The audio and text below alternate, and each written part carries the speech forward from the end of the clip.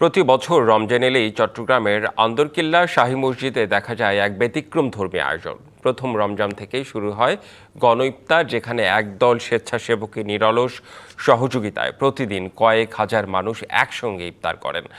ধনী গরিবের বৈষম্যহীন এই ইফতারে যোগ দেন ধর্মপ্রাণ মুসল্লিরা।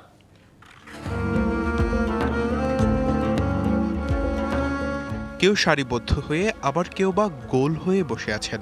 সবার সামনে সাজানো নানা পদের ইফতার, খেজুর, ছোলা, পেঁয়াজু, বেগুনি সব মিলিয়ে এক উৎসবের আমেজ। একসঙ্গে বসে ইফতারের এই আয়োজনে নেই কোনো ভেদাভেদ। একদল স্বেচ্ছাসেবক এগিয়ে দিচ্ছেন ছোট বড় প্লেট ভর্তি ইফতার।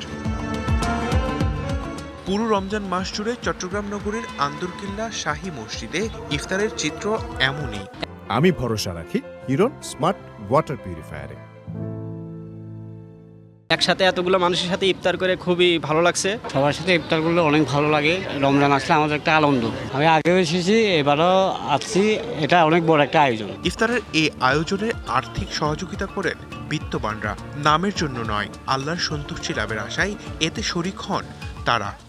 আর্থিক সহযোগিতা অনেকটা নাম প্রকাশের অনিচ্ছুক। 3000 লোকের জন্য ব্যবস্থাপনা করে রাখি। আমাদের ইফতারগুলো শুধু মুসলমানদের জন্য বরাদ্দ এরকম না, যারা অমুসলিম যারা আসে তারাও যদি কিছু চায় আমরা তাদেরকেও দিয়ে থাকি। 2001 সালে ছোট পরিসরে ইফতারের আয়োজন শুরু হলেও 2008 সালে তা মক্কা মদিনার আদলে গণ ইফতারে রূপ নেয়। DBC news desk.